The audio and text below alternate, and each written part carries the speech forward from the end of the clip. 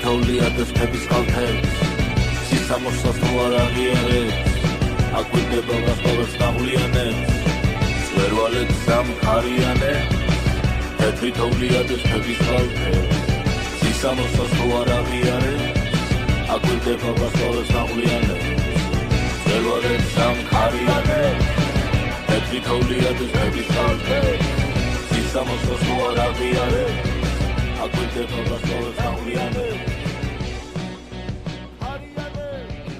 We're doing something a little different this time because Brian and I both come from movements and we're in movements.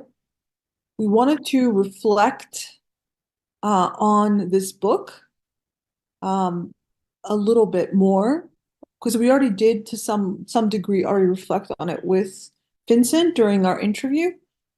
But we also wanted to do an extra sort of special intro this time and sort of ask each other what was important for us in this book or what made us reflect, like how this book was a catalyst for some of our reflections.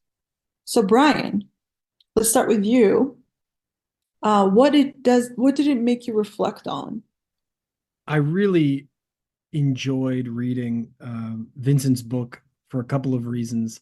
But the main reason I enjoyed reading If We Burn, the Mass Protest Decade and the Missing Revolution was because a lot of the lessons that and conclusions that Vincent came to were similar discussions that I had been having with friends and comrades and movements over 10 years ago. And so it made me think about a couple of things. The first one is that in this period, I think about myself as a child of the 2008 financial crisis and the movements that followed. And in the years that followed that, there was this emphasis on the event, the riot, or the protest as being the necessary catalyst to unleash revolutionary change.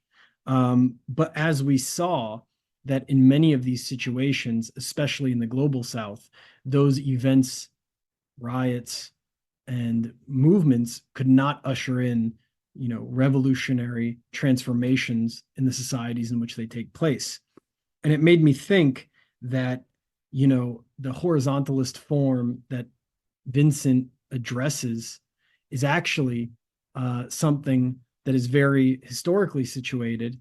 And so when he covers the idea that the shadow of 1989 kind of like looks over a lot of these movements, that there was a period in which people thought about organization in a very specific way. And even those people who may have not ideologically agreed with it just kind of went into it in such a way. It made me think that, number one, a lot of the lessons that people are taking from the failures of this period are becoming self-evident to a lot of different participants because of their failures. And I think that that's been very interesting, especially in the conversations I've been having with people I participated in, say, the Occupy movement or the student movement or the anti-police movements. And then the other thing I wanted to say was that because Vincent, emphasizes the role of media and mediation, I was thinking about how this emphasis that we put on like the protest or the riot can go in the opposite direction. For example, in 2020, the United States saw one of the largest uprisings that has happened since the 1992 LA riots after George Floyd was killed. And then immediately afterwards, kind of the liberal political class wanted to erase the event as though it didn't happen. And then similarly, on January 6th, when supporters of Donald Trump had a protest at the Capitol building, they made it into the event, that this was the insurrection. So it shows you how much sway that kind of mediation can have on these, on this kind of like singular event-centric form of politics. And I think that what it made me realize was that having more organization in some capacities like absolutely necessary, and whatever that means and whatever that looks like, in order to actually turn movements from just resistance into something that can actually transform a society and transform the world. And so the fact that he's able to critique this, basically liberal teleological thinking, and show how the shadow of 1989 is cast upon it, I think was like really, really informative for me personally. And Sopo, so like, what do you think about it? What kind of lessons or what kind of reflections do you have? I have a lot of things I want to say, but also not a lot of it is really kind of worked out in my head yet because I'm still processing it, but something I constantly think about. A few things. I was never actually a person that believed in this horizontalism or any of that. I felt like my practice was often that, but I didn't actually believe in it. Because people around me were so much more into this horizontalism or obsessed with it that it made me sort of conform to it, even though verbally I would also argue and say this is actually wrong, but then in practice I would be forced to act that way. So like really there was not a lot of room for organization.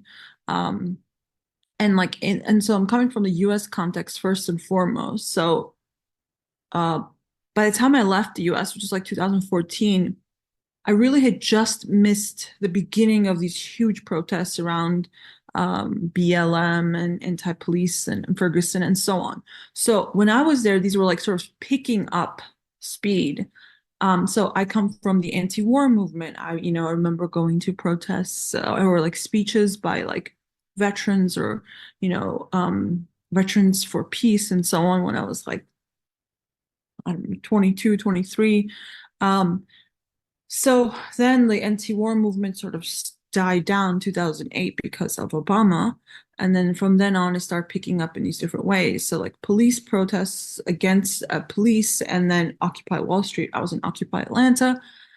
But like really, I think what's so interesting is like the kinds of people like Vincent talks about when this becomes a media frenzy. So like something happens, you start off with like, more radical people, say, or revolutionaries or whoever they call themselves. And once it gets media attention, it attracts totally different people who just sort of like, oh, that's cool, or something is happening on media and are coming to join it, which are very different, come from very different culture. They don't have the same history. They don't have the same politics. So Occupy Wall Street, Occupy Atlanta was like a horrible experience to that attracted so many middle class people that it was like everything was discussed to death. And almost everyone who had joined like did not come from any kind of leftist tradition. Besides like a few people. So it was like everything from, where do you put the fork on the right or the left of the plate had to like from the beginning. Like everything had to sort of start from the beginning. So everything was argued, everything was learned. So it took a really long time. And then at the end of the day, nothing really came from it in the sense that it was sort of very split between sort of anarchists and liberals, right? Like, so the liberals were all the newcomers who like didn't understand what was happening, and they were just like, oh, you can't be violent, and oh, the police are, let's not like, get mad at the police. And then the anarchist side would be like, no, like violence is okay, like we should defend ourselves. So it was like constantly that was the only discussion that ever really emerged from it. So it was nothing about bigger politics. Like all the bigger politics stuff sort of got crushed underneath it. What was interesting is that the Bernie movement and the social democrats really kind of arose from that. Also, like occupy our homes and occupying homes in general is where more of the politics sort of developed. So the Occupy Wall Street was a little bit more wobbly. Occupying homes was a little bit more like concrete demands. And then it became more of this, went from like totally anarchists reigning during Occupy Wall Street to more social democrats reigning right afterwards, So it's like really interesting to juxtapose those two things because social democrats were clearly not doing well in Occupy Wall Street movements, but then they were holding on to all the radicals afterwards, and Bernie Sanders emerging and really being the moment because of that for many, many years. Anyway, so watching this kind of play out, and then being in Georgia, one thing that really prepared me for Georgia, but also I was very unprepared, is that I had seen Battle of Chile. Not only have I seen Battle of Chile, the documentary, about how the right wing, the fascists and liberals, like all of them, destabilized Allende by using leftist tactics like student strikes, student mobilization strikes, um, boycotts, anti-corruption sort of initiatives, um, and so on. So I had seen that on TV, like I've seen the videos of it, so I like knew that such a thing existed, which I remember being shocked because I had called like one of these guys that was kind of like a mentor, and I was like, did you know that strikes can be used in a right-wing way, like against socialists? And he was like, no, strike in itself is always progressive, he said. Like, you can't actually have a strike that's regressive or against a sort of progressive or socialist candidate or a leader. Student strikes and so on. And I'm like, wait, but I just saw this, documentary, like it can be done.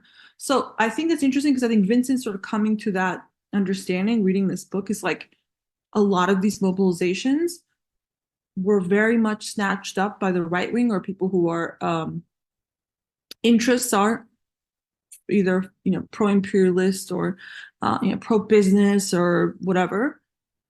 And these well-meaning leftists or people, progressives, were used to sort of punch that kind of status quo, create the vacuum, and then the right wing filled it and took it quickly. So it's a little bit different than Battle of Chile and what they did, because there was already a socialist president. What's interesting is about Vincent's conclusions. Yeah, you absolutely need a planned organization and so on. But even if you come to power, like Dilma or Allende, you can have right wingers like destabilize you and take you out. So in Battle of Algiers, there's a line. It was like, it's really difficult to start a revolution, to like win the revolution, and the most difficult is what happens after the revolution. So it's like there's so much difficulty in obtaining power and then holding on to power and then using that power to change anything. It seems almost impossible, really, if you break it down this way. But my favorite part, and I'll end on this because I'm talking a lot, is that part about there are all these activists that are sort of reflecting on the Arab Spring or Brazil or whatever the movements are in the book. And it says something like, that these Westerners like need to understand that like when you write theories in New York, whatever, like the consequences to those theories, like not working out, is very minor, right? You may you could become an academic afterwards if this doesn't work out or something. Like you're just not really that risky. But in other countries like Egypt, right, Brazil, those theories not working out has huge consequences. Which reminds me also of Rocky Dalton's poem on that. How many people have died in the name of pacifism or something like that.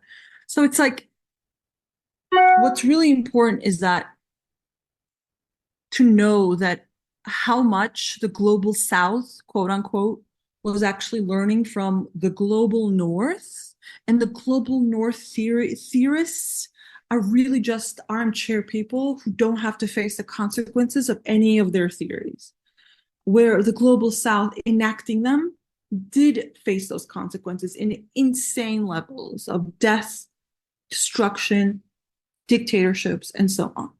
And unfortunately, this continues. The global North has the funds, has the resources, the time to continuously publish and be the sort of unwanted vanguard of revolutionary movements or just movements in general. And they're the ones who don't seem to have the same circumstances to really consider the consequences of their big plans or big theories. So that was really kind of painful to think about.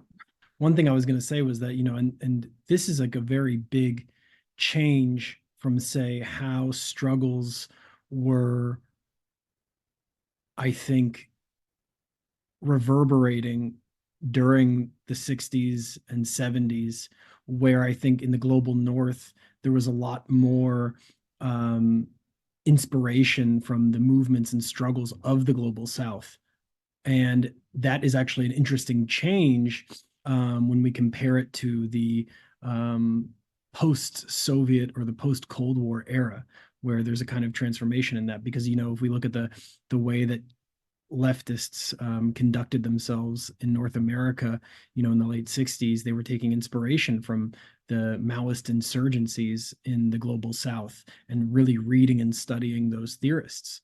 And the other thing, just to add to what you're saying, is, not only were these people in the global South taking inspiration from theorists, but there was also, after the financial crisis, these kind of movements that emerged that I think people thought they could replicate in the same way, but in very different conditions with, as you said, completely different set of consequences when they don't work out.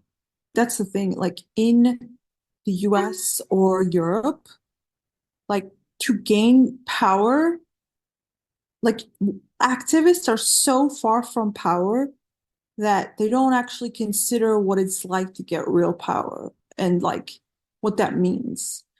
I never had the ambition, I never thought about the possibility of even getting like a council seat in Atlanta, Like it was more like we're on the ground changing things. Yet, yet in Egypt or in other places, right? It was the dream was to overthrow, or in Brazil, it was actually not the dream to overthrow. The leftists just wanted fares to go down, but the right wing was able to seize on it and overthrow the government.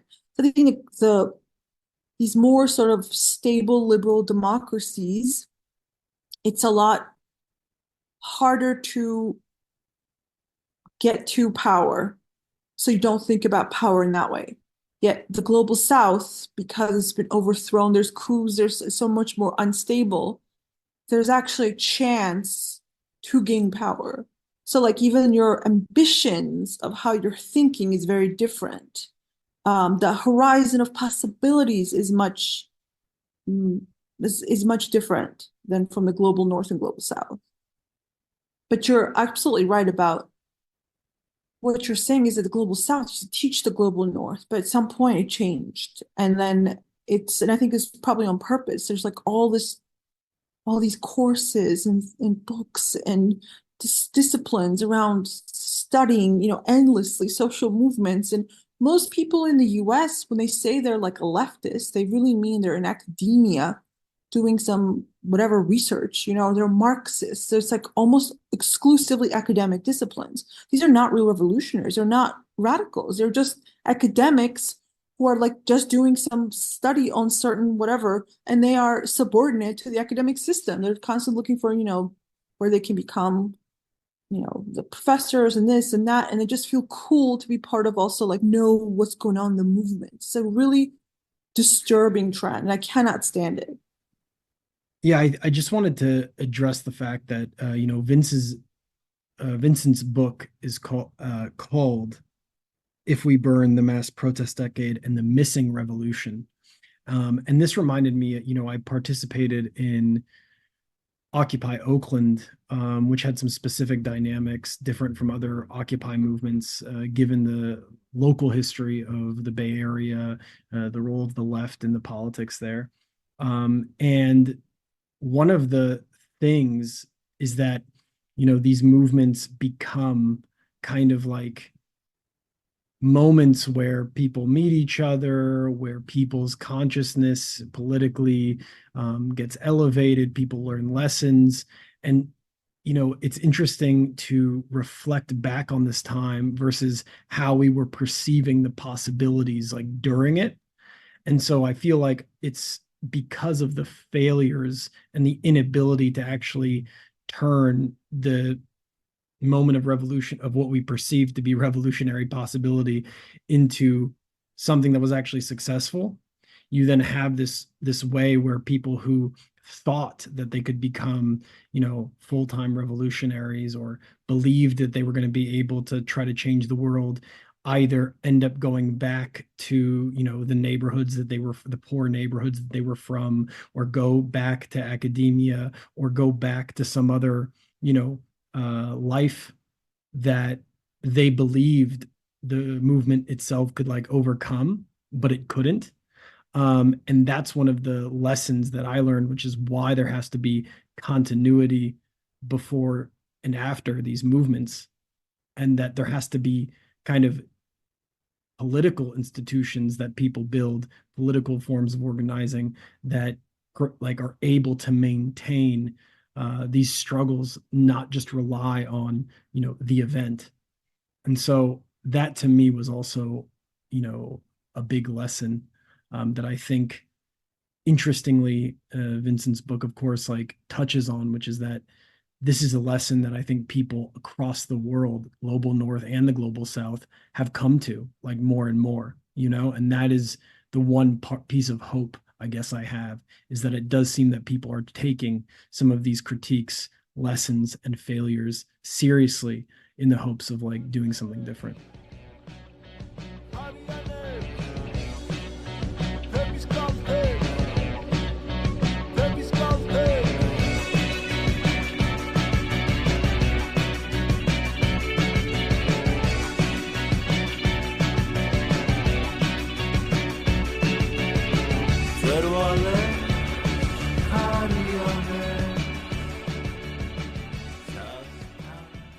All right, Vincent Bevins, welcome to Reimagining Soviet Georgia. Why don't you introduce yourself? Who are you and what do you do? Yeah, thank you so much for having me and for the interest in the work. My name is Vincent Bevins. I'm a journalist from the United States. I've worked as a foreign correspondent of some kind or another for about 15 years. And this book came out of my time in Brazil, most importantly. So I've been doing sort of global politics for a while, and this is my second book about sort of, in some way or another, the world system that we got at the end of the Cold War, and what's happened since. And great. And so for our listeners, could you just give a little summary of your recent book, If We Burn, The Mass Protest Decade and the Missing Revolution? What is it about? What are you saying in it? And what does it cover? Yeah, absolutely. It is about mass protests. What it really tries to be, it cannot really succeed at being this, but what it tries to be is a history of the 2010s. But like any work of history, it must choose what to include and what to exclude and what its main concerns are and what about the past matters to us in the present. So this is a history of the world over 10 years, that acts as if the most important thing to happen in that decade was the phenomenon of mass protests that got so big that they became something else. Protests that got so many people to join them that they either overthrew or fundamentally destabilized governments. And the overriding concern, the driving question, the thing that matters quite a lot to the way that I structure the history is the sort of mysterious concern, the sort of mystery of how is it that so many mass protests led to the opposite of what they apparently asked for at the beginning? How is it that things like the so-called Arab Spring or the uprisings in Turkey and Brazil and so many other places were met with such euphoria at the beginning, seemed pregnant with so much promise, and then either led to disaster or nothing, or just very, at the best, mixed and incomplete victories for the original organizers. So it really is, I think, some people have read it as if it's trying to make a very specific point about what to do, but I think, to me at least, it's a work of history that I've been gratified to see different people reading in different ways and coming away from it with different lessons and different interpretations. Because when you try to put the events of 10 years across the world into a book, hopefully it's rich with detail and it's open to overlapping and complex meanings. Like, I don't think it's my first book, The Jakarta Myth, which was about US-backed anti-communist mass murder in the 20th century.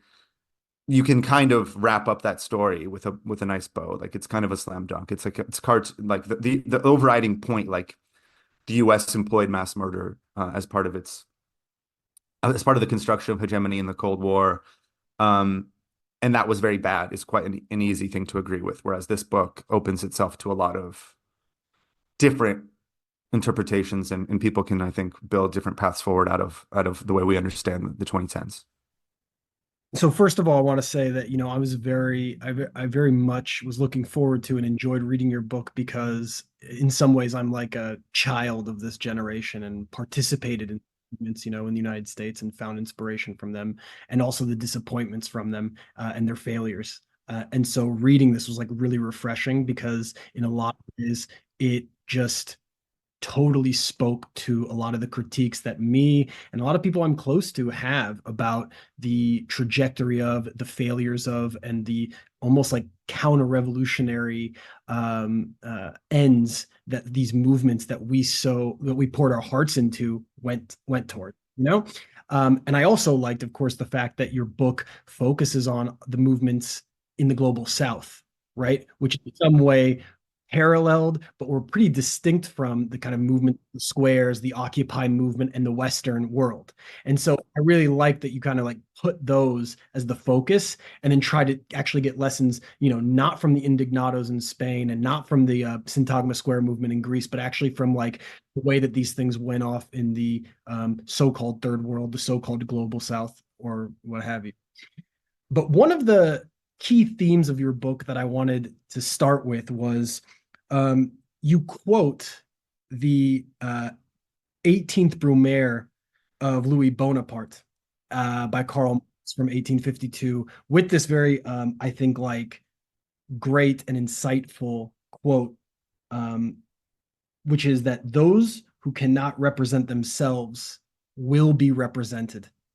And you kind of throw this into the middle of the book, and then your book ends with a discussion that you're having with people who participated in the movements in Brazil, who then say there's no such thing as a power vacuum, a political power vacuum.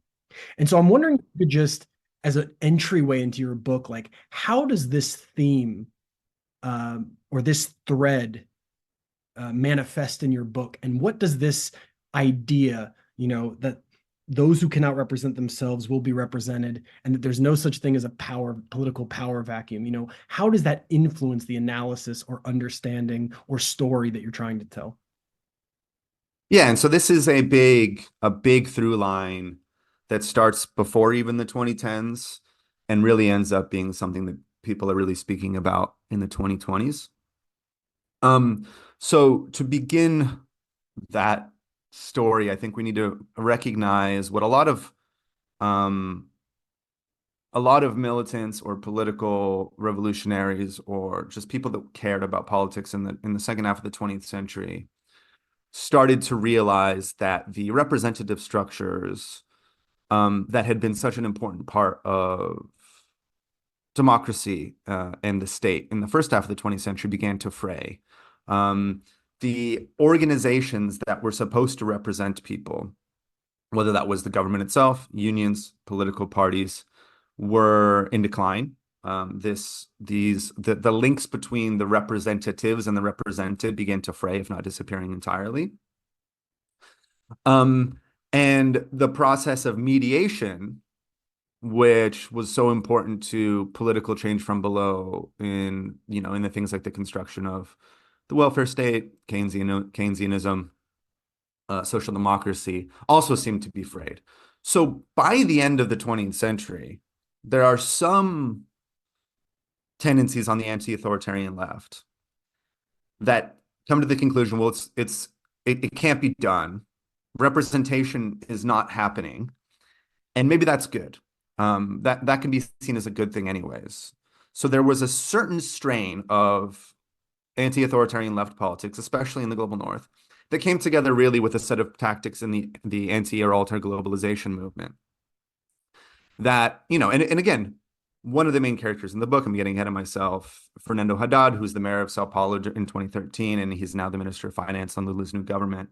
he wrote a very long essay about how it really made sense when you were going up against the World Trade Organization, the IMF, to always already know that there will be no mediation. Like the whole point of having these little, the WTO conference in a little building is that it's not supposed to be affected by the people on the streets, right?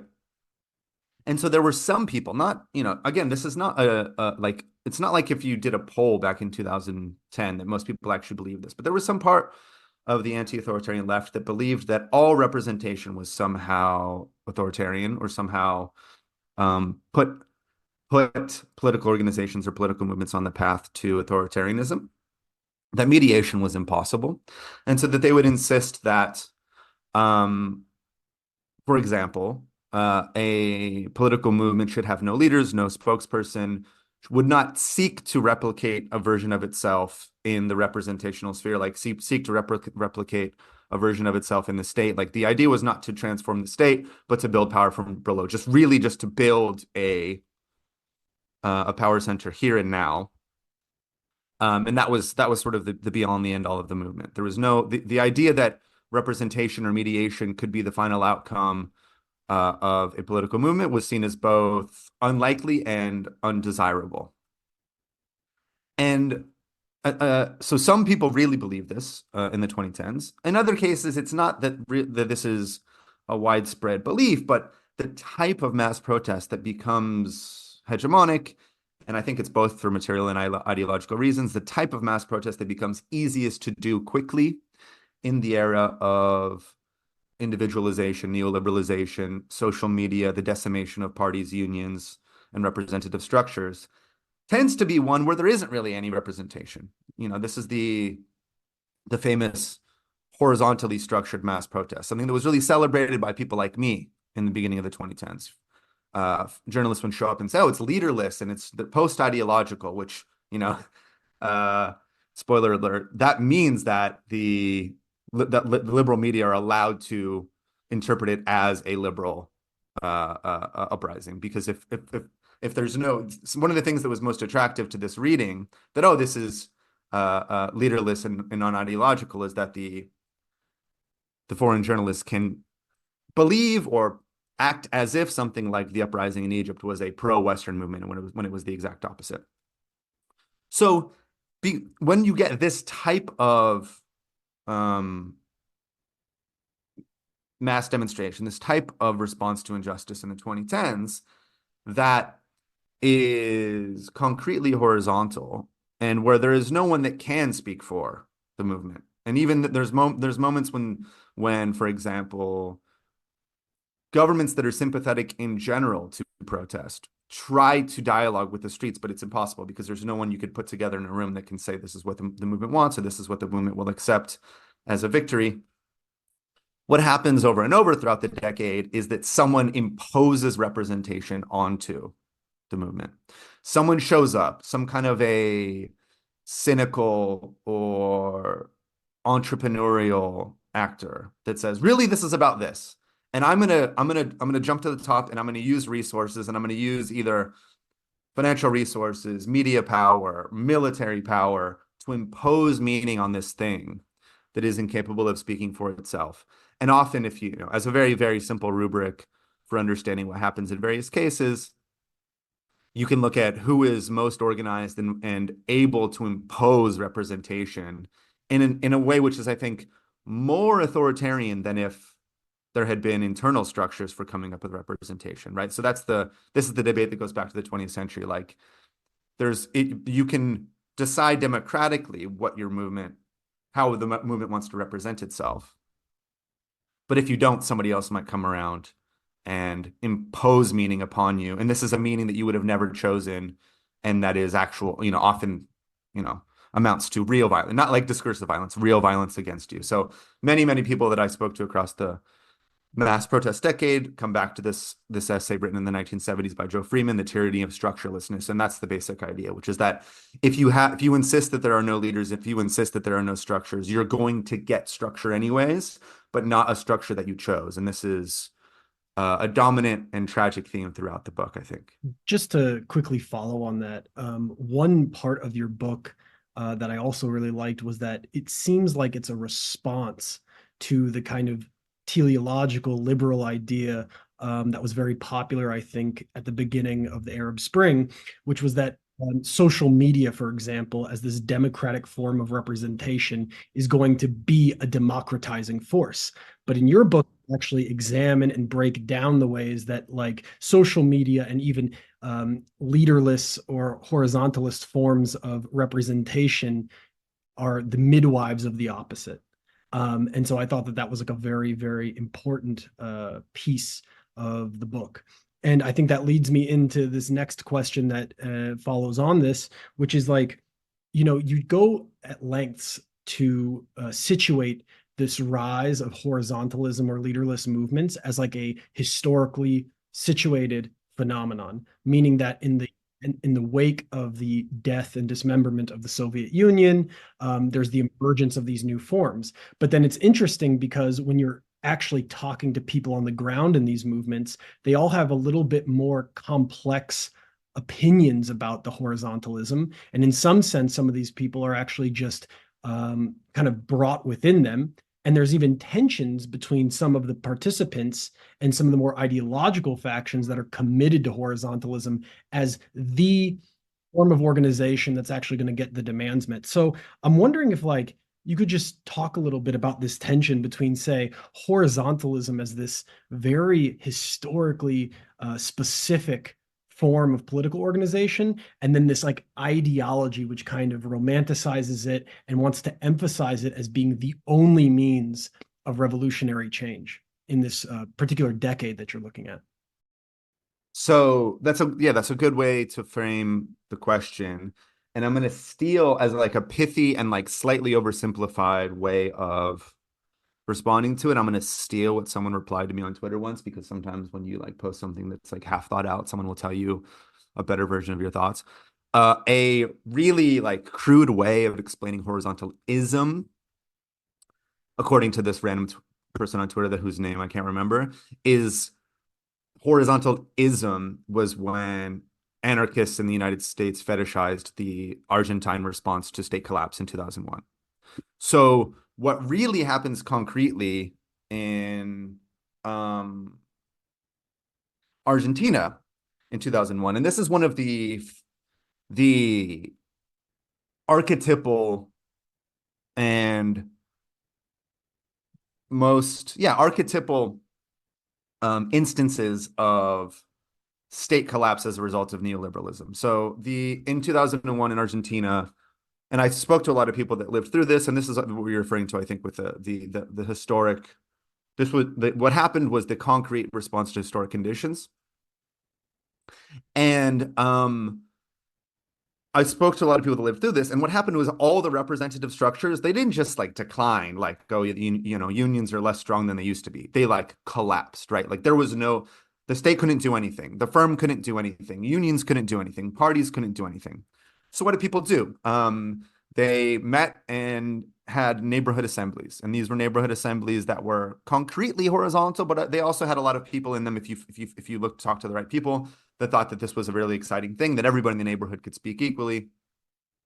Everybody in the neighborhood could show up. There was no one that was in that was out. There was no leader. It was just like, people would meet and have these genuinely horizontal neighborhood assemblies. And of course, those neighborhood assemblies did not transform Argentina into sort of libertarian communism or something. Like eventually people, like when people found jobs, a lot of people went and got them. Slowly, like the Peronist state became reconstructed in a ways which has never been, the original problems have never been solved. Milei is another attempt to respond to the real the problems in Argentine society. But the people outside of Argentina that thought that this is something that should be like, they saw this as prefigurative. They saw this as like a glimpse of a new type of politics that could be truly transformative. And the horizontalists around the world were people that said, oh yeah, this kind of, it's revealing that in Chile, like they just call it assemblyism. It is it is permanent talking amongst equals, which like reproduces a lot of real problems for some of the main protagonists in my book, the Movimento Passi Livre, because they insist on full consensus for all their decisions, they have meetings of 14, 16 hours often to come up with, simple tactical shifts.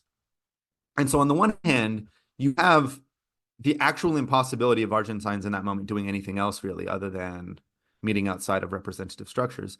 But then you have some people around the world, especially on the anti-authoritarian left, that think, oh no, this is the way forward. This is an experiment in reformulating organization itself. It is we're going to morally and tactically privilege this as a way forward. Now, again, there's not that many people that believe this explicitly, right? Like, there are very few people that actually have this conscious thought in their heads. But the protagonists of the book, I said the MPL in Brazil, of the main characters, a lot of them really, they certainly are formed with this ideology. They're formed as an explicitly horizontal group. Now, even in the group, as they set off the popular uprising that they always hoped to spark in 2013, now there are divisions that emerge very, very quickly over what to do. And so a lot of people are saying, well, actually, lots of Brazilians want to join our group now. Like, there are so many people that have seen what we're doing, that they're inspired by what we're doing, that we need to find a way to let them into our group without diluting what it is. So since we have meetings for 12 hours, we have to set up a way that people can participate in a different way without having to become like permanent activists like we are. And then there are other people in the group that said, no, that's a Leninist deviation. That would be the reintroduction of hierarchy. That means representation. That means we're representing them. That goes against everything we stand for. So some people now believe in that group that they had a moment where they could have become like a mass social movement that put the decommodification of public transportation at the center of Brazilian politics, or even at the center of global politics, in the way that, Brazil's landless workers movement is a reference for agrarian reform activists around the world. But the insistence on that form in that moment made it impossible to do so. And it also made it impossible to shift tactics quickly because they couldn't get everybody to agree to changing actions given changing circumstances. So yeah, I mean, that is so one of the more eloquent, they're all eloquent actually, because everyone that's in this group is like a really, really well-read and like serious activist, which is a problem because like that's part of the problem, because like not everyone, like definitionally, not everyone that you're going to want in a protest is going to be like this, especially if it scales up really, really quickly. But one of the interviewees who's very eloquent about this, he comes to the conclusion that they had turned inspiration into dogma. They were really excited by what the way that the Argentines had fought back in 2001, and then that sort of ossified into a dogma, which turned out to be a straitjacket for them in key moments. First, I would like to commend you on your sort of self-reflection as your own role in a lot of these things, because you are a person I would hate in Georgia. So this like American,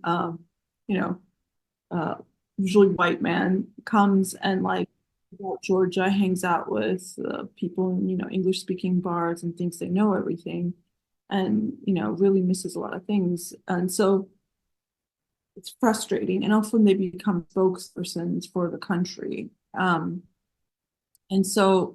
they're the ones that almost always Western, journalists will reach out to, and others to understand the situation.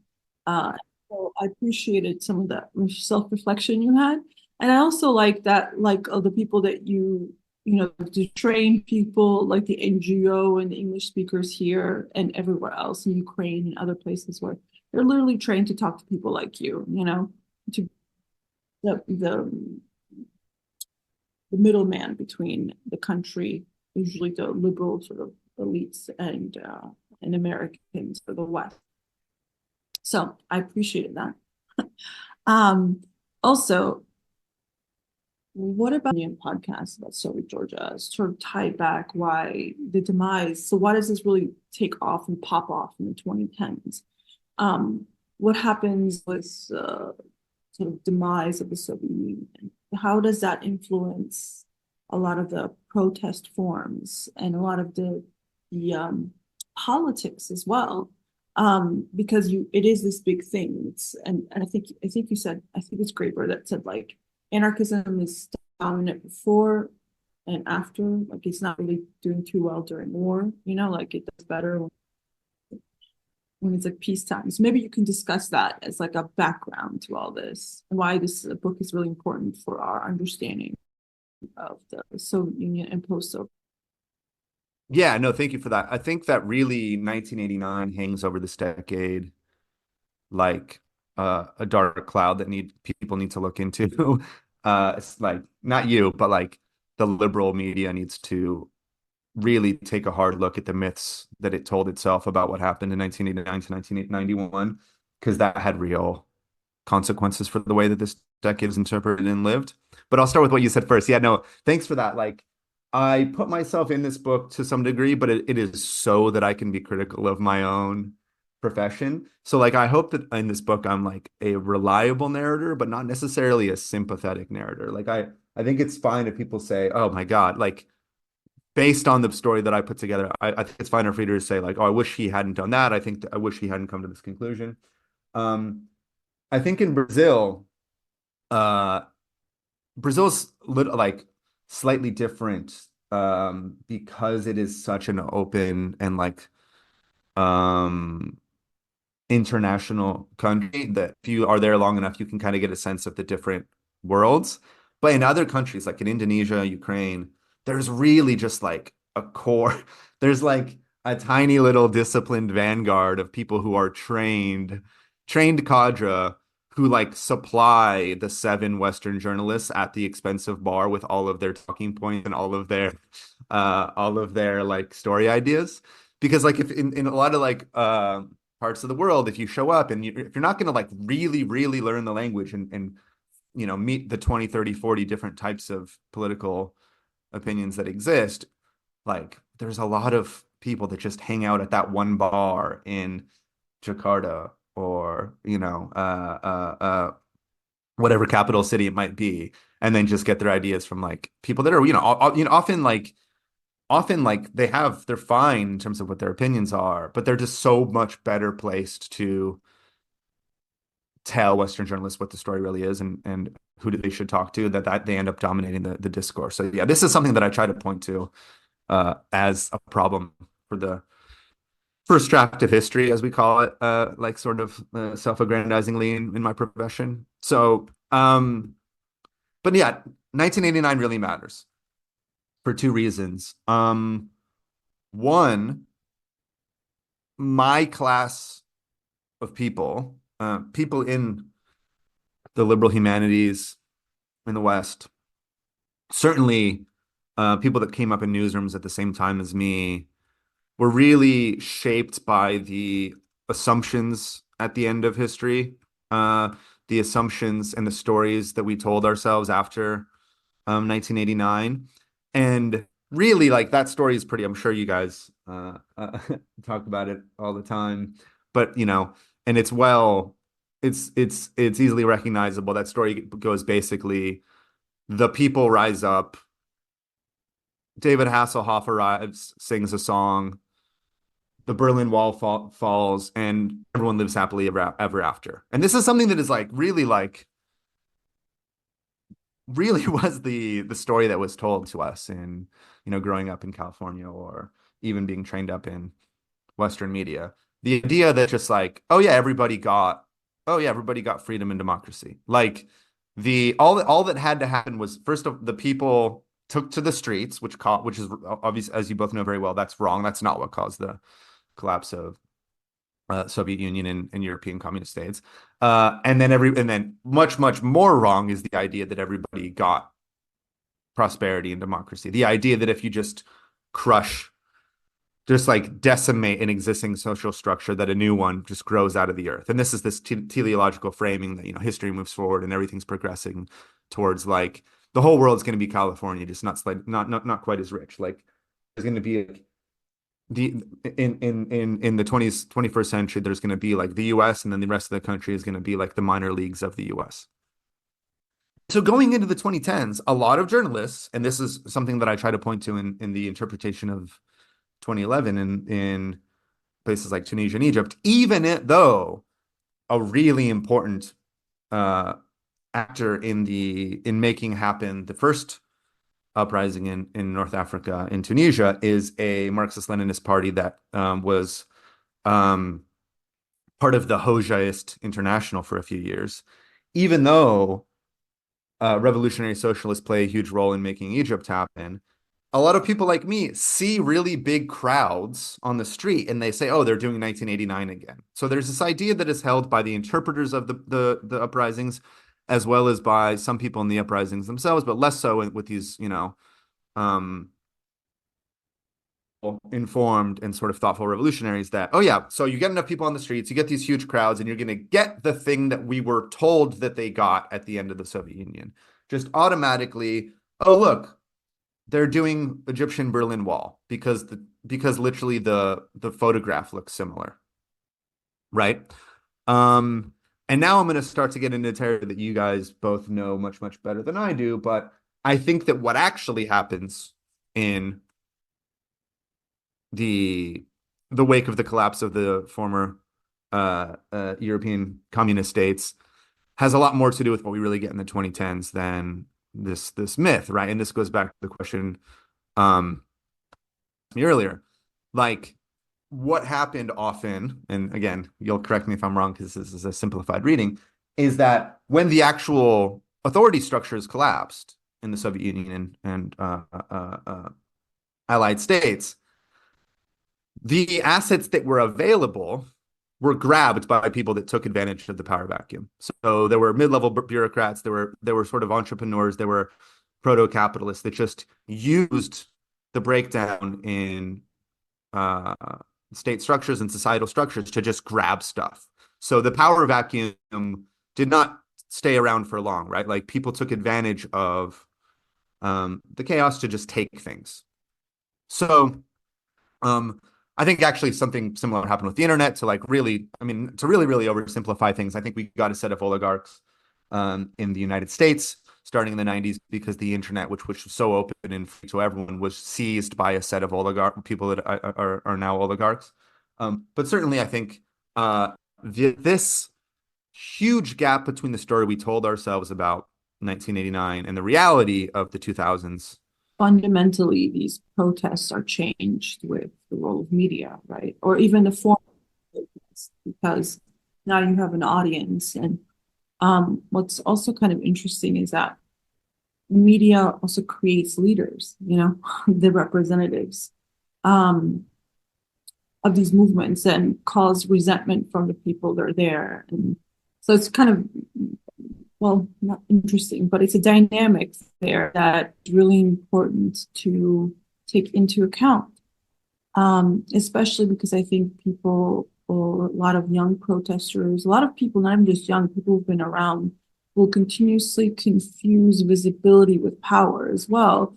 Something, Stokely Carmichael, like in Black Power, said, like, never confuse visibility for power. And so it's also a shortcut. I think I've been part of Occupy Atlanta, and I'm also part of Georgia, here, the country Georgia, where I see how the media kind of ruins a lot of things here, especially really gets like young people who protest and first time ever they've come out on the streets. All of a sudden the media will make them superstars overnight.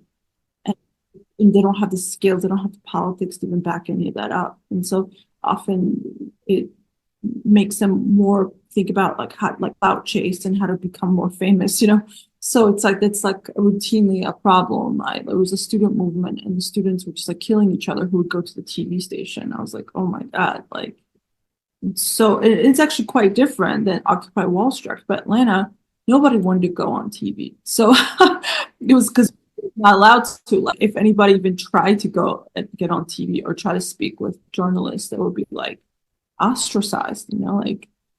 So it's interesting to see all those dynamics play out. No, that's great because this is really fundamental. So again, like the fact that I'm part of this class that like made huge mistakes in the 2010s um was fundamental to the way I wrote it. So as I said, I put myself in the book so that I can look at I can um carry out this critique of international media, but also like it really matters to protests. It matters more than I would like it to, and I think it would matters more than a lot of people had realized um, going into the 2010s. So what I try to construct historically, and I thank Brian for like noticing that I try like to historicize horizontality. I try to historicize everything because a lot of like a key feature of the neoliberal era, I think, is that a lot of neoliberal ideologies try to present themselves as if they are not. They try to present themselves as if they are natural. So it's really important to see that things came from somewhere and they could have gone another way. And in the case only that someone like Anderson Cooper shows up and says, this is what's happening on the ground, and everyone else around the world believes it. I found that the media representation of the protest changed the shape of the material thing on the streets. So people, you can only get the kind of rapid scaling up that we saw in the 2010s because of this rapid, this virtuous or not virtuous cycle of representation in the media. And people go to the protest based on what they have seen in media, whether or not it's social media or traditional media. And so what they have seen in the media, in strange ways, led to kind of like fights on the streets over like, well, what is this? Because I'm here thinking that it was this one thing that I saw on Twitter or on television. And the original organizers are saying, no, you don't know what we've been doing since the beginning. And they actually, like in the case of Brazil, they got into fights over this. So media representation, as I said, not only changed the way that the world understood it, not only changed the way that a movement was represented to the world, but actually changed the thing itself on the ground. And so it's interesting that you mentioned Stokely Carmichael or Kwame Ture, because like really, if you want like a really, really pithy summary of like what a lot of the people in the book uh end up saying at the end of the decade, you could just watch his like the clip on YouTube where he talks about mobilization versus organization, or you can watch the Fred Hampton clip where he talks about adventurism and the Weathermen and how the Weathermen are, like he's not against the use of violence, but he thinks that radical tactics without a radical strategy and without an organization which is building real power can be very dangerous. And so what do you do? So if you are actually trying to create a protest movement, if you believe that this is the tactic that is best for your organization, the refusal to engage with your representation in media, as you pointed out, often the media will just show up and pick somebody else as their leader. Then in the case of the Arab Spring, they might pick somebody that speaks English and is a pro-Western liberal. In the case of Ukraine, it may be somebody that, for all, this doesn't mean I disagree with them necessarily, but they end up seeming like they're the only type of Ukrainian that exists. But this is somebody that's a pro-Western liberal that is, has been trained to speak eloquently to the Western press. And so something like the Black Panther Party, or something like the MST, the Landless Workers Movement in Brazil, they would have a very carefully constructed internal mechanism for deciding who's going to speak and what they're going to say. Like the MST has like a communications sector. It's like if you look at the MST, even though like the Landless Workers Movement, even though they do a lot of like direct action things, they have quite like a hierarchical structure. Like they have some things which they've taken a lot of things from the Soviet legacy actually in terms of cadre formation and internal decision-making policies. Because they know that they're going to always be in this halfway oppositional, but also sometimes advantageous relationship with the media. And they're going to try to use it as much as they can. They know, again, CORE, SNCC, Martin Luther King, they knew that the media, especially like the more racist, the most racist elements of the US media, were going to lie about them. But at least they had a mechanism for saying, no, this is the person that's the spokesperson for this organization. This is not true. The Black Panther Party, when somebody in the Black Panther Party or someone claiming to be in the Black Panther Party did something insane or criminal, or when it was just like actually just an FBI agent provocateur, the Black Panther Party would have been able to say that person's not in the party, or if he was, he's expelled. This is not what we stand for, etc. And so you never win the battle of representation as long if there are media with different ideologies than you. If you don't have if you're because by definition, if you're sort of a revolutionary movement, or if you're an active group of activists, that means that you believe something different than the dominant forces in society do. So you're never going to get like exactly your message out in the way that you want. But there are better and worse ways, I think, many of my interviewees concluded, of dealing with this inevitable fight over narrative. And refusing to talk to the media means that someone else is elevated as a spokesperson, or often what you get in these fully horizontally structured movements is that whoever like really, really likes being on TV the most, or whoever is the loudest on social media, whoever is the most photogenic, or whoever can like craft the perfect viral post, ends up speaking for millions of people. Do you know that the example you have of Occupy Atlanta turning away Representative Lewis was former comrade of mine who was the one outspoken. It was funny because it was like that day I think I missed being there for those few hours. And that guy came from Emory University, which is an incredibly elite university. He was, we didn't know this, but his dad was a cop. He like kept that away from us. And then he kind of nuts, like he had a like sexual like rape allegations later on, I think, and like just a person that I met that was more conservative than me, and like in 5 months the guy was like completely ultra left because he clearly didn't have like a very centered or didn't have a very stable political life, let's say, or home, and he just kind of like bounced around, but he was just really sort of obsessed with the tradition of like the oral tradition of speaking a lot. So I think in general, he would always intervene and think that he has something to offer because he was incredibly entitled. So I thought that's interesting. You had his example in there because he was incredibly annoying, obnoxious, and he should have never been like anywhere. But that sentiment was actually more about, I would say, it's correct. It's in the line with your book, but it's also a little different because Atlanta is sort of dominated by the civil rights movement leaders that kind of crushed anything that was outside of them. And they were very conservative, actually, just became sort of Democrat hacks. And so there was this constant push of more radicalism that they would crush. And so, but interesting enough, Representative Lewis was actually the least problematic one, really. He was much better than the rest. But that was the constant tension. And that moment really turned off a lot of Black people from Occupy Atlanta, and it became mostly a middle-class white thing. And that's how it really stayed, because of that moment. So it really just alienated a lot of people quickly. But it also made it that this space is no longer, they can't be co-opted by the civil rights people who are sort of resting on their laurels, using their past life to then impose their politics, more conservative, I don't mean conservative in the sense of right wing, but more conservative liberal politics. One thing in your book that I also noticed was that you make a concerted effort to always analyze the kind of like sociological makeup of the protests.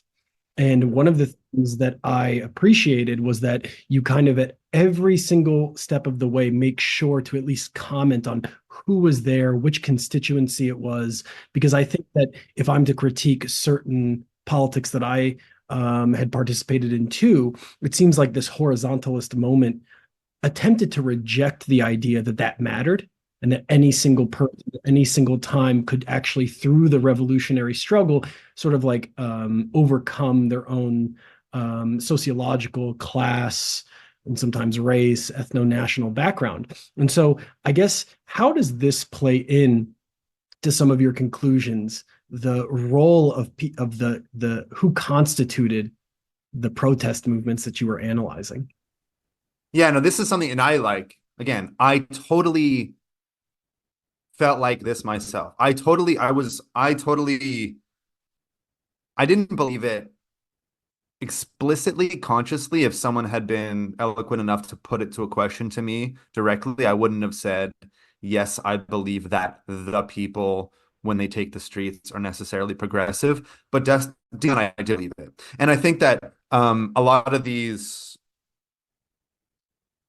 movements are structured around the ideas like, oh, if we could just light the spark that gets the people into the streets, then we don't have to worry about exactly what happens next, because the people responding to injustice leads to progress. And so in the case of the Brazilian organization, they had planned very carefully how to spark a popular uprising, but had no plans for what came afterwards, because their idea was that they were going to step off of the stage of world history. They didn't need to lead what would come next. What came next would take care of itself. But what turns out to be true, unfortunately, is that the people is always a concrete configuration of human beings with different roles in society, different ideas of what progress means, different ideas of what progress means, different class positions, and so on. And in the case of the Brazilian uprising, they turned out to have very, very different ideas about politics than the original organizers. But at this moment, at the moment that, and I try to capture this in the book because so many people felt this way, at the moment that the people, quote unquote, took to the streets, like millions of people, or at first it was hundreds of thousands, joined the uprising that was originally put together by leftists demanding cheaper public transportation for working class people. I saw it as this kind of almost mystical, eschatological break. Like, it's happening. Like this inevitably, of course, well, it didn't at all. It led to the exact opposite. And looking back on it, it's kind of like, it's fitting that people wore these masks, because it's like V for Vendetta politics, right? Like, I rewatched that movie that like you may remember from the 2000s, but it's just like one guy who creates the conditions for revolt using like a viral clips. Essentially, he like hacks the communications apparatus of some British dictatorship. And then like all of the people show up at the palace. And all of the people are identical, right? Because they're wearing the exact same V for Vendetta mask. They're all the same height.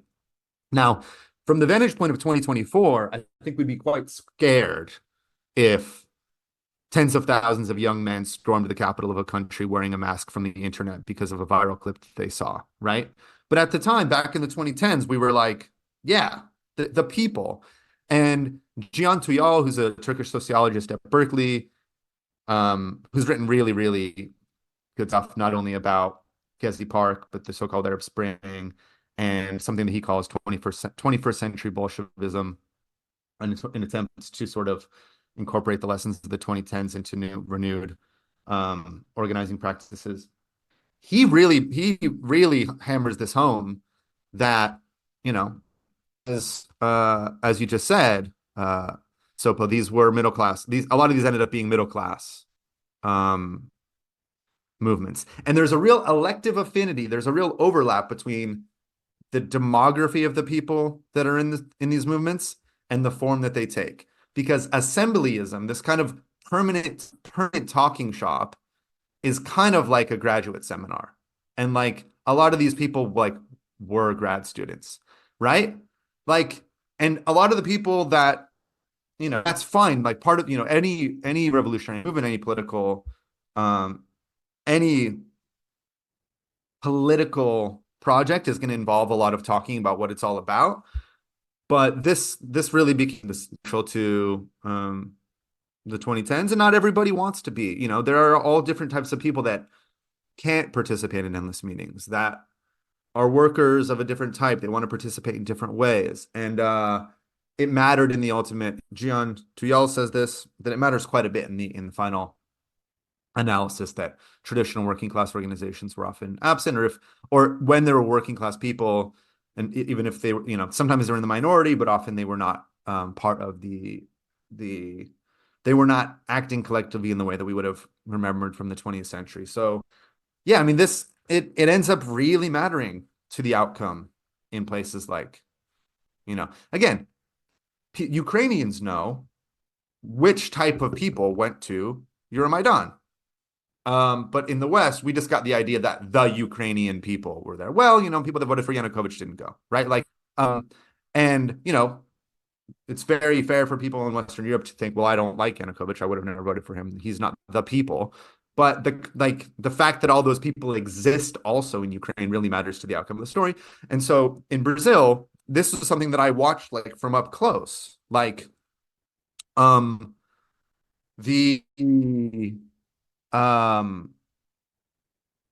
demography changed minute by minute in front of my eyes, because it started with leftists and punks and anarchists, and then it became more middle class people, more right leaning people, etc. And yeah, so this is, again, this is a lesson I think a lot of people learned, is that it really matters which people show up.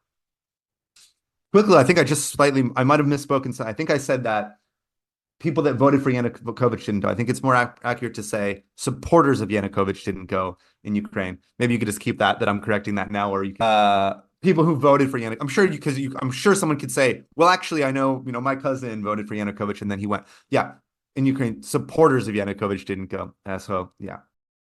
The Brazilian example is quite horrible. I thought that was of course, every other example, the Egyptian one is, I think, the worst probably, but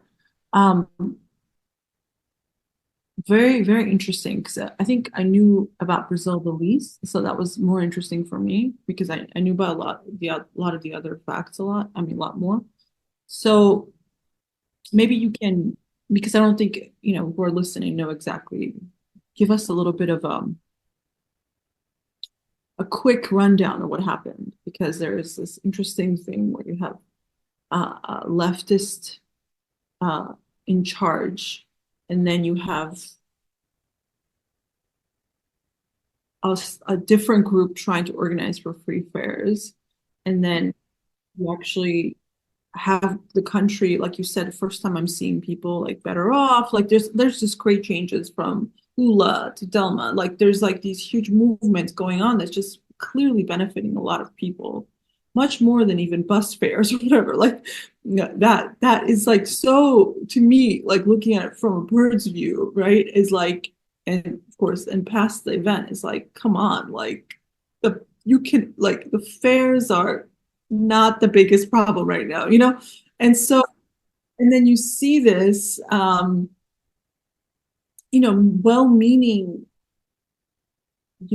protesters just completely unleash something that the right wing immediately takes over, and they're just clueless. It was really just horrible reading it. I was just oh my God, how are they this naive?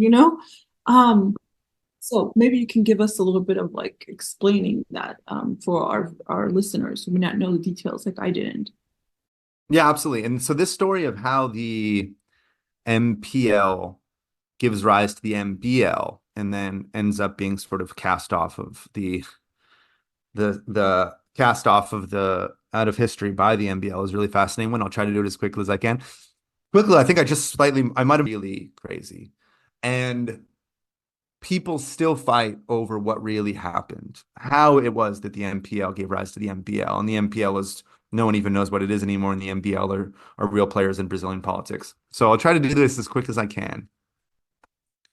In 2013, in Sao Paulo, in June, the national and city government were led by the Workers' Party. That's Lula's party. It's a party that comes from the left that governs as a center left social democratic government, social democratic party in the global south. The mayor of Sao Paulo, Fernando Haddad, announces that he's going to increase the price of a bus fare. Now, this has already been announced, promised in the campaign. He said he was going to do this before he was elected. So he's not like, you know, pulling a fast one on the Brazilian people. I agree with the Free Fair movement, this or the MPL, this small group of leftists and anarchists, that Brazilian workers pay too much to get to work. This takes a huge chunk out of the monthly income of the average Brazilian. But Haddad, the mayor, he's not like cheating. You know, this is he thinks he needs the money. He believes that the best way to raise it is to raise the bus fare. And so this is going to go into effect in June. Now, the MPL, the Movimento Passe Livre, this free fare movement, which is, as I said earlier, explicitly horizontalist, has 6 months to carefully plan a set of raucous street demonstrations consisting of prefigurative direct action that are really going to make problems for the government. So they block turnstiles, right? Because they don't believe in paying fares anyways. They make it impossible for people to pay. They make it impossible for people to pay for public transportation. They're the free fare movement. And then they shut down major arteries, and they like stage protests in the middle of really big streets. Now, this gets media attention. This causes problems for the government, but it doesn't really get like the country on their side, right? So by June 13th, Brazil's mainstream media, which is owned by Brazilian oligarchs, often with links to the feudal landed aristocracy rather than the kind of oligarch that took over in the 90s, they call for a police crackdown. Now, if this group of journalists came from the demography, came from the part of Brazilian society that usually experienced repression at the hands of the military police, they would have known what this was going to look like. They should have seen coming what an actual crackdown carried out by the military police actually is. But when it comes, the crackdown that they asked for, it shocks them. Scenes of horrifying violence are immediately going viral, not only nationally, but globally. The police crack down not only on the punks and the anarchists that they want to get beat up, but on people like me and the journalists that work for their outlets. I mean, I get teary-eyed, I don't get like beat up, but very famously, some members of Brazil's like mainstream media get really hurt or arrested. So like, imagine if, whatever. New York Times columnists end up, severely injured as a result of a crackdown that the New York Times asked for.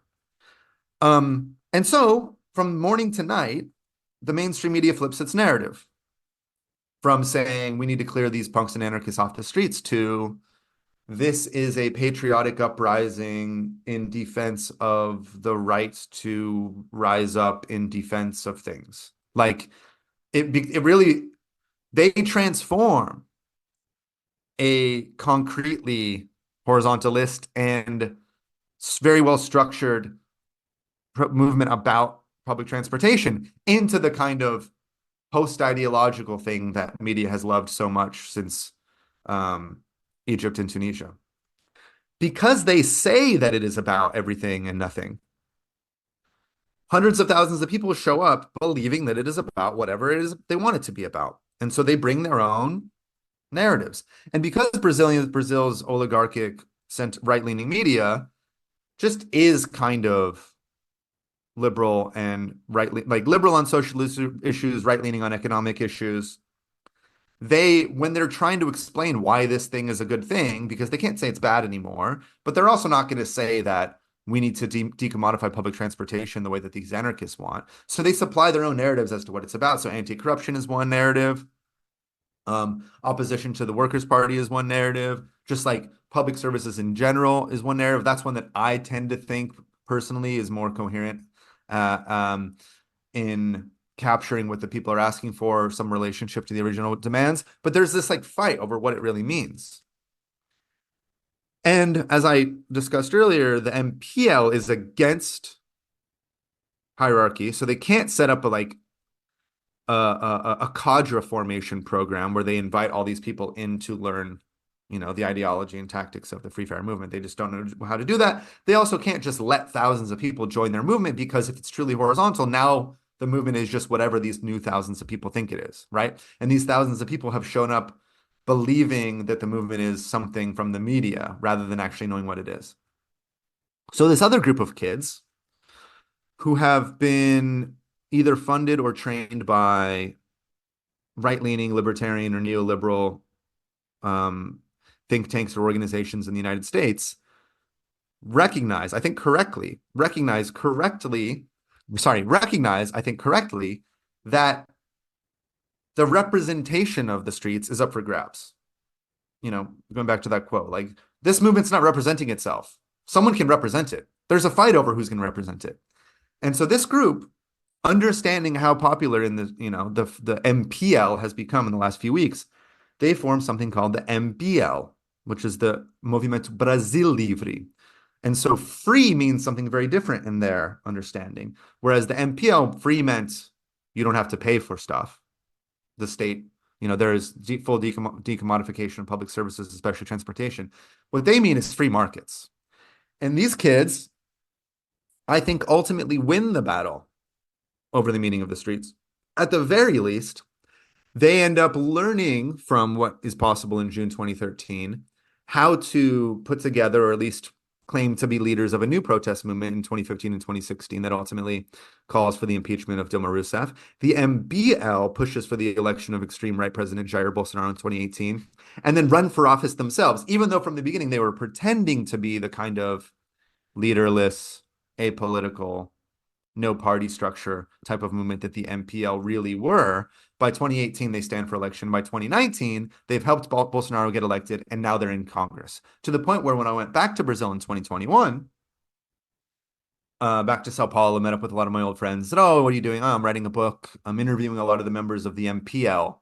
They all thought that I said MBL because the MPL had disappeared from public consciousness, a decade ago. Whereas the MBL are making news every day because they're like the young vanguard of the free market right in the Brazilian political system. And so this is something that was really fucked up. This was something that really the original MPL members already went through intense periods of depression or difficulty dealing with, how their movement fell apart internally. There was a lot of fighting, and then they had to put up with the rest of the country saying that somehow they were right wing, or that somehow they were responsible for making the coup happen in 2016.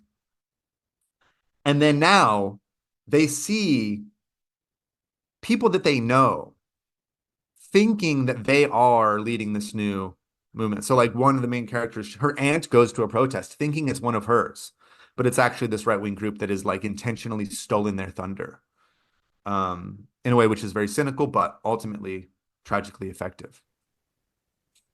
What I did actually really like, and I want to put this out there, I really actually thought Dilma's and Lula's reaction was like, hey, this is what happens, when you actually have a government for the people's sort of appetites, they get wet and they want more and more, and they're going to make more demands. So that is actually also it's a really interesting kind of look, because it's sort of like, it's my own development, because I was also kind of more naive, like Lula and Dilma in that situation. When I first came to Georgia, like I couldn't understand have good intentions, protest, good people, and I just didn't understand why that would be looked upon as something dangerous by people who shouldn't feel like that was dangerous. But then seeing how almost everything gets co-opted in larger geopolitical sort of or like big interests in Georgia now, I do see it that way now. Like it's like you see how anything gets in Georgia. Any kind of protest can be misused, judged, taken over. So like, I'm also head of a union. So like everything we do is like try from the beginning very much to make it just us and not let in all these different groups that could co-opt it. And it's a real challenge because we don't want to be taken over just like they did, because we're not strong enough to withstand that kind of level of organization and media that they have. Well, it's actually really interesting because the free fair movement in Brazil, even though as much as they were explicitly horizontalist, they said that they were. It's something that always really kind of can't be sustained. Because if you look at the moments in which they were most effective, and I'm stealing this now from Rodrigo Nunes, who's a Brazilian philosopher who's looked at like the same things from a different perspective, is that they did all of their planning, like all of the really effective planning of the protest movements that would spark a popular uprising without letting anybody else in the room. They went off, like they acted kind of in a very sort of they acted in a very tightly structured way and said, no, we need to like plan this on our own. They didn't invite every other social movement in Brazil into the room. They knew sort of implicitly somehow that they needed to put up at least some kind of walls, at least in that moment. But then when they pulled them down, it was like, horizontalism is going to mean that we're totally over. We are, in the words, I think Haddad put it to me like this, swallowed up by the wave that they unleash, right? And no, it's really fascinating, this response. And I think you're right. So again, go back to the sociological question.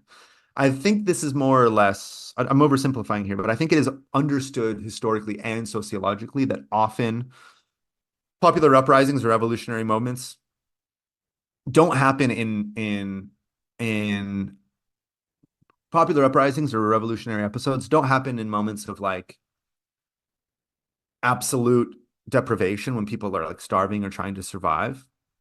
And they don't happen when people are living really, really, really well. It tends to be when there's a lot of improvements. There's been recent improvements, but there's been promises that have been made that have not been delivered upon. So it was a former revolutionary in Bahrain. Well, he's still a revolutionary, but a revolutionary in Bahrain that told me this is like when people are like starving, they're just trying to get food. But if you make them into like Saudi citizens with just everything taken care of, well, they're probably going to be fine. It's somewhere in this middle level where people are moving up, but they want to move up in a more sustained and more pronounced way that you tend to see uprisings or revolutionary movements. And it's often, as I said, when some kind of implicit or explicit promise is not realized. And they're saying, well, hey, what about this? And in the case of Brazil, it's really fascinating because Dilma Rousseff, who like was hung upside down and beaten and electrocuted by the military dictatorship, she believes in struggle. She's not like sort of like one of these late, she's not like the kind of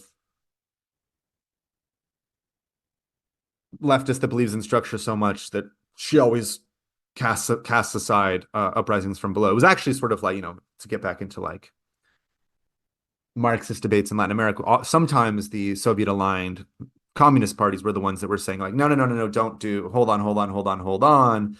Dilma was a part of the student generation that said, no, we're going to go outside of the strictures of the big Marxist-Leninist parties and try to take action on our own. So she believes in power from below. She believes in struggle. She believes in protests.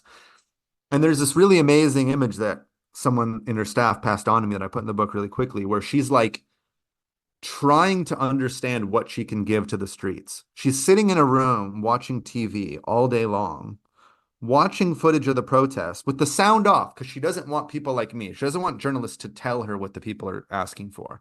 She wants to look at the signs that they're holding. But yet, of course, she's still limited by the footage that is supplied to her by the Brazilian media. She's not out there. She can't be out there. And she can't figure out what to give the people. Now, on the Brazilian left, there are endless fights to this day as to not only what the Free Fair movement could have done in that movement, but what the PT should have done. So this is a debate that I don't get into. It's like there's a million different opinions. One opinion is that like, no, the Brazilian government should have actually really radicalized and put forward sort of, media reform, political reform, a new constitutional project, etc. Really responded to the streets instead of trying to push them away. Another argument says like, no, that there was nothing they could do. There was always going to be opposition. And anyways, this is endless. But there is this strange kind of short circuit, this kind of like weird moment where two different sides of this equation are not looking directly at each other. They They're like everything's mediated through this fight with the police or by the media itself. And a president that truly believes in giving the street move, like she absolutely believes in, in 2013, believes in cheaper public transportation. Like, absolutely. She believes in an expanded welfare state. She's not like, she doesn't have opposite goals to the original protesters. But they find themselves on opposite ends of this strange battle that no one knows how to, and no one knows how to proceed. Of course, one of your main examples in the book is Ukraine. And I think for the purposes of this podcast, we focus on the post-Soviet world, and we like to examine how, a book or study like the one you have written can illuminate or, give us some insight into dynamics that are going on in the post-Soviet world. And so, there's recently been a protest movement in Georgia against evictions because of this growing housing crisis that's been caused by inflation, by sort of like longstanding neoliberal policies, and a number of other bigger economic factors. But what was very interesting was that when there was a very combative demonstration, some of the more ardently pro-West, oppositional, neoliberally oriented, pro-US media outlets and figures in the country tried to, mediate and represent the conflict by saying, in Europe, they don't evict people in the wintertime, or by saying that, this social movement represents, our path towards some form of Europeanism, which of course was a complete mystification of the actual dynamics and demands that people were making in the streets. And this kind of lends me to talk about your part about Ukraine, which I thought was really interesting because in the Ukraine context, it's actually this very layered problem where you have the dynamics on the streets, then you have this kind of geopoliticized media representation to orient the movement towards being something that's, represented as being pro-West. And in that process, you actually you have this basically, move towards obfuscating who has the real power on the streets. But then at the same time, there's other forces who are trying to obfuscate the dynamics on the streets in a different way. So that to me is like a very interesting process where I think in the post-Soviet world, given this post-1989, to bring it back to what we were talking about earlier, post-1989 teleology about the idea that these post-Soviet states are in an internal forward-moving movement towards Westernization and democracy, that it's actually these kind of like oppositional protest movements can only, I would say, be mediated, understood, and then fed back to like the population as being movements for democracy, regardless of what the on the ground economic and political tensions are. And we see this used in a way that's both domestic, meaning there are domestic power, and you go into this in Ukraine, right? There are different oligarchs, there are different bases of power, right, that are jockeying for influence and control politically. But then domestically, but then there's also this other layer, which is that the geopoliticization of the post-Soviet space. And so me, that was a dynamic that was less prevalent in the Brazil example, for example, right? You definitely have some of that. You go into these, how these libertarians, for example, were, as you just talked about, were trained by, groups affiliated with the United States. But I think that I guess what I'm trying to get to is, how do you see, especially in the Ukraine context, this tension between the local on the ground tensions and different factions that are kind of playing into and fighting over and feeding into this crisis versus this layered like geopolitical pro-democracy idea that feeds into like Western geopolitical interests. Because to me, that's like the tension that we're always trying to navigate in terms of articulating what's happening in Georgia and elsewhere in the post-Soviet world. Yeah, so I find that the usefulness of my approach, if there is any, is putting all of the different episodes next to each other and seeing what's similar and seeing what's different and seeing what happens across different territories and how things are, certain tropes are reproduced even when circumstances are very different, or certain tactics might even be reproduced when things are very different. So in 2013, you get three movements. There are three sort of explosions in 2013: Turkey, Brazil, and Ukraine. And in all three, you get a couple of overlapping. You get in all three, you get similar elements emerging.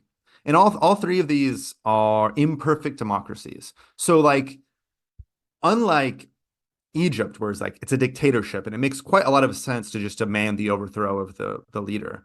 In all three of these cases, better or worse, like the guy or woman, in the case of Brazil, won the election. In all three cases, football ultras end up mattering quite a bit. And this makes sense if you look, if you think about it for a while, like who's going to do well in an extended street occupation? Well, football ultras are going to do well. But the dynamic that you're talking about, that is common to all three, is the real flattening of a multi-layered and episodic uprising as a single thing, right? And like consumers of Western media will probably know like what that single story is the people of Ukraine rose up against a corrupt Russian-backed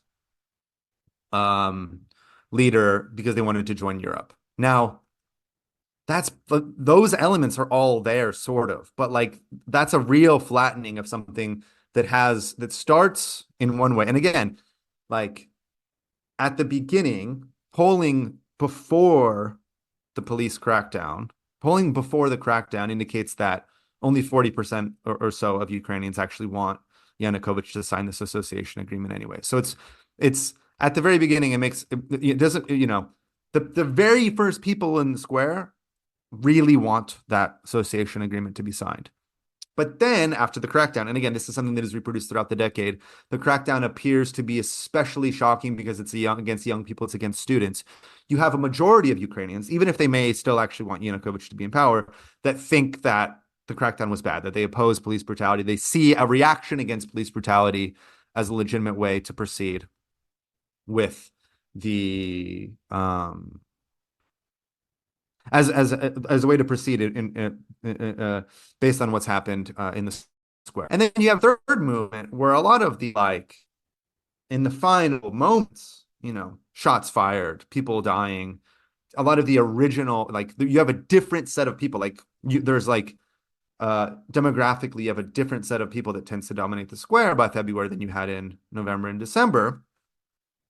And of course, the final outcome is something that is very different than that moment when everybody thought that Europe could mean whatever they wanted it to be. Europe could mean social democracy, that Europe could mean feminism. It's a very specific set of people that actually take power. And often in the West, we got a flattening of those three episodes, those three moments, the original sort of legitimately pro-Western and liberal moment, the larger explosion, the larger uprising in response to police brutality, and then the final imposition of meaning on the fundamentally chaotic and difficult to represent, the representation that is imposed, right? And so all of that gets flattened into one thing in the West, and I'm just like, oh yeah, people rise up, pro-Western movement, Russian-backed the people. And again, this narrative leaves out all of the people that indicated in polling in the beginning of 2014 that they would have they still wanted Yanukovych to be the president and would have voted for him again in upcoming elections. And all of those people are disappear from that very, very simplified narrative. Now, if you're watching Russian media, you may have an entirely different and basically inverse understanding of what's happening in the square, where there's another type of flattening that happens. And I met people in Odessa. There was a couple where the boyfriend and girlfriend had the exact opposite interpretation of what Euromaidan actually was, because he watches Ukrainian language liberal media and she watches Russian media. And And then you can perform, if you like, the flattening where the only people you can perform the flattening where there's no one on the far right in the square, or you can perform the flattening where the whole thing is just the far right, right? Whereas in my analysis, what I try to say is that the far right ends up punching, like it's a very small group of people that ends up punching far above their weight and putting undue and extraordinary, given how little few people there are, they put quite a lot of they exert undue influence on the final outcome. And so this flattening is something that it happens everywhere. And again, like the fact that certain people in certain people in the East really believed a different thing about what was happening in the square than people in the West or the Western Ukraine or in the West, like Western Europe and the United States, ends up being fundamental to the conflict that starts. This is a major driver of what actually happens and the tragedy that's been unfolding ever since. Yeah, I like your formula. So specific, inclusive, specific. And this two specifics have nothing to do with each other. Yeah. At the beginning, it's a very, very specific demand with very specific people. And again, there was only like a couple hundred people at the very beginning of Euromaidan. It was very easy to say who they are and what they want. Then you have this moment where kind of everyone's invited to the square and everyone can bring their own idea of what Europe means or what Euromaidan means or what. And again, if you just like support Yanukovych, that you're not, odds are you're not going to be one of those people. But it can kind of mean everything. But then at the very end, there's like a real outcome imposed, like this cloud of desires becomes a very, very real outcome, which a lot of people find unsatisfactory.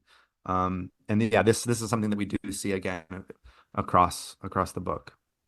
Yeah, it's kind of routine in Georgia. They'll get people out for something totally different, and then the opposition, which is better organized than anyone else, will then come up with a set of demands of nothing to do with the protest and use that as leverage to get what they want. It's incredible to see it. And then I'm just like, the protesters don't even seem to be aware of this. I'm like, you didn't have any of those demands. That was literally last minute. It's nothing to do with you. It's about them getting into parliament. Like we've talked about this already. But it's also why our podcast exists, reimagining Soviet Georgia is like, in my own time, just personal experience of seeing the event take place and then the memory of the event is so radically different than the event. Like you said about May 8th, like you talked about many other things, right? The rhetoric of the spring when it was winter and so on and so on. And so it's like it's amazing because you really can do all this work, put your entire heart, soul, sacrifice people, people literally will die for some of these things. And then just, 5 media outlets can completely change. It blows my mind how vulnerable we are. And then, so it's like the Soviet Union, we're trying to guard, but like sort of be true to its memory, like what really happened, what really thinking, then what is the dominant, anti-Soviet kind of history that exists. And this is one of our struggles. And we're, of course, incredibly outnumbered because everything's working towards making Soviet Union only some kind of horrific, repressive event. And so I don't know, like that seems to me what you're not in charge of like everything, it's like it gets a little bit sad almost, like how much can you actually do when even if you do it, like you even have a revolution or you have a movement, you achieve things, how that could just be completely changed in front of your eyes, and how a way that a lot of times these countries will have wildly different politics internally, and then the outside will have a wildly different understanding of what's happening inside. Yeah, and actually, this is something that I didn't. Yeah, thank you. That's and this is something that I put in the book a little bit, but not that much. But the profound cognitive dissonance, the huge gap between what people remember their struggle being about and how it is remembered, caused real psychological pain to a lot of the people that I interviewed in the book. So without wanting to be too specific, some people experienced years of real depression and like like a an extremely difficult period in which they cannot reconcile what they know that they lived through, what they who know that they are, who that they know that they are, what they know that they were fighting for, and what is being said about them, or what is, or how things turned out, or what is being told as the story of the movements that they created.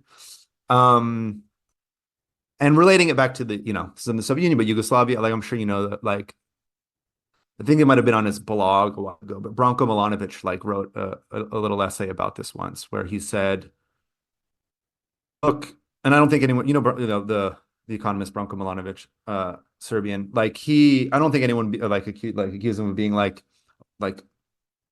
a diehard defender of Yugoslavian socialism, but he has a blog once where he's just like, none of my memories of the period match the dominant narrative. Like, I don't know what to do with this. Everything that I remember about my childhood in Yugoslavia just doesn't, like, am I wrong? Like, am I misremembering this? Because everything that I remember about my life in this period seems to be erased from the story of my country. And again, not that the very, very critical narratives don't also come from a place of real lived experience, I suppose. I mean, I imagine. Yeah, it reminded me of that essay, if we're going to relate it to the context of the end of European 20th century communism. But that issue that is talked about, with people that lived through May 68, I think it is inevitable in a world of representation, in a world of media, in a world where there is a battle over the construction of history. Now, there's always been a battle over the construction of history, ever since writing's been utilized, ever since histories have been written. But you do see an acceleration, I think, in the 2010s of how quickly stories shift, how quickly one image can move from one part of the world to the other, and how fast this battle can be played out over whose memories get to be incorporated into dominant narratives and whose are excluded. But yeah, I mean, it's only a little bit in the book, but some people really, really struggled with the cognitive dissonance of what they know that they were fighting for and what is now said about what they were trying to do. Yeah, that's a really great way to put it, because, one of the driving impetuses of us doing this podcast is because in the post-Soviet world, especially, though not only, the memory politics have a particular resonance and are often a hugely tense plane of struggle amongst the various segments of the society. And one of the things that you mentioned with this Branko Milanovic article that I think is very true, I see in Georgia, and we've heard about this in Ukraine and other places, which is that, memory regimes get established that are often at odds with huge segments of the population's self-understanding and experiences.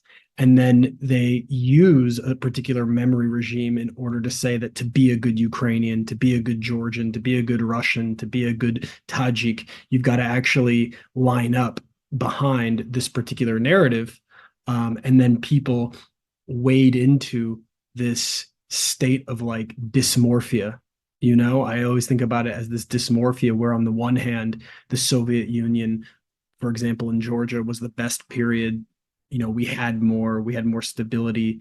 And at the same time, the national memory regime is telling you that that is actually outside the bounds of what it means to be a citizen of this country, at this point, or this nation. And so that to me is like a very fundamental problem that reproduces a long-standing political crisis, or actually, you referenced a friend of the podcast in your book, Volodymyr Shenko's idea of these deficient revolutions, right? That these post-Soviet nationalisms attempt to create a new representation of the nation, but by doing so, actually are fundamentally exclusionary by virtue of the kind of anti-communism or sort of narrow nationalisms that they reproduce. And so I think that's like a really important thing to consider, especially when we're talking about the post-Soviet world. Yeah, the one thing that I found, this reminded me of something. In a lot of cases in the book, by the 2020s, people that were in social media during the actual thing all kind of came to the same conclusion as to what happened. So even cases where people like still kind of hate each other for positions that they took at the time, when I got them in separate rooms and asked what happened, like for example, in Hong Kong, people that were like really, really, really hate each other and still hate each other. When I talked to every single different type of participant in Hong Kong, you know, people that really support Beijing or that were really, really adamant about destroying um the Communist Party of China. At the end of the day, they had like a more, or like if you got them in different rooms, their ultimate overall story was quite similar. The difference was whether or not they believe that the CPC is the future of humanity or must be destroyed. But like the like fundamental story that was told, and again, this happened in Brazil, Haddad and Mayara, who were again really going against each other, they come to the exact same conclusion at the end of the book. In Ukraine, no. In Ukraine, you have like mutually exclusive stories. And I was like looking into like how is that possible? Why is that possible? And you know, the more and more I read, the more and more I talked, it's like, oh, there's mutual exclusive ideas of what Ukraine is.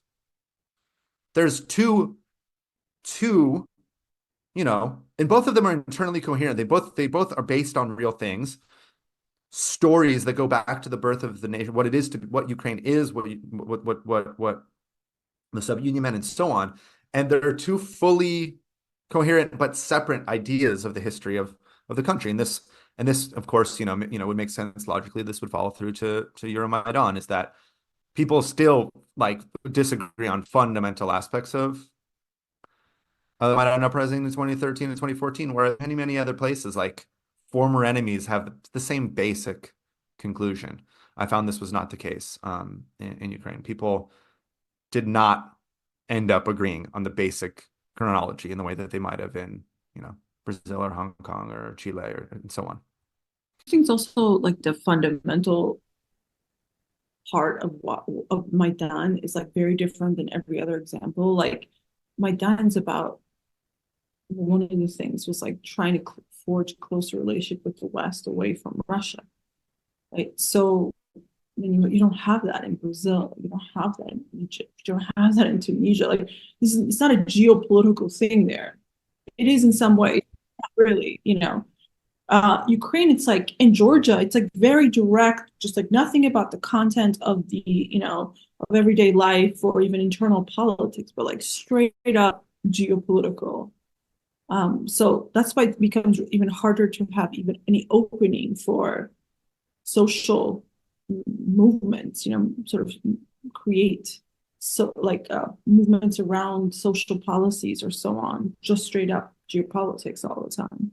Yeah, I mean, I would say two things quickly. One, Hong Kong is really about, I think, geopolitics. And again, this is something Brian spoke about. Like, the easiest narrative is like it's democracy. And like, yeah, Hong Kong grew out of the umbrella movement, which was about electoral processes. But I think really the issue is about autonomy from China. Like how much autonomy is the special administrative region going to have from Beijing? That's what it was really about, more than electoral processes. But then, yeah, in the case, you know, obviously a war that begins right away makes it very, very difficult. You know, a war that begins right away and then is still, you know, becomes, you know, goes on for a long time. And then ultimately you have the full Russian invasion. That makes it very, very difficult to come to shared understandings, because you don't want to reproduce anything that the other side said. Like, you don't want to seem to agree with anything that the other side said, because that's being used to kill your side right now. So this of course makes it much more difficult. But yeah, geopolitics. I mean, geopolitics. It's interesting because sometimes in some cases geopolitics matters at the very beginning, but in some cases geopolitics rears its ugly and horrifying head at the end. And this is often what happens in North Africa, is that the reality of an imperialist world system shows up as a horrifying surprise to people that were proceeding without really planning for it. You get the imperial counterattack very quickly in a place like Bahrain. In Libya, what you get, the representation that is imposed upon the people who have legitimate, the representation that is imposed on the people that have legitimate complaints about the Gaddafi government is NATO bombing the country, right? So I think geopolitics matters in different moments. And, Ukraine is interesting where we're like at the very beginning, it was all about, that first couple hundred of people were there all about this association agreement.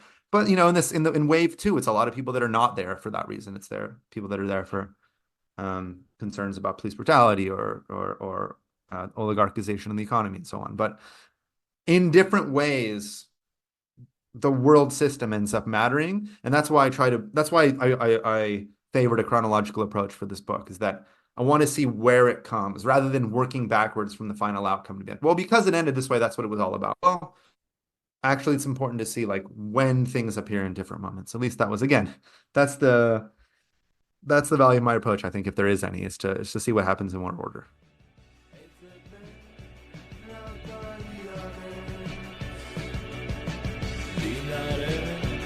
Dinare,